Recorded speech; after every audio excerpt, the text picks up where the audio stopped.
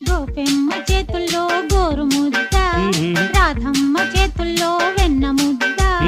ముద్దు కావాలా ముద్ద కావాలా ముద్దు కావాలా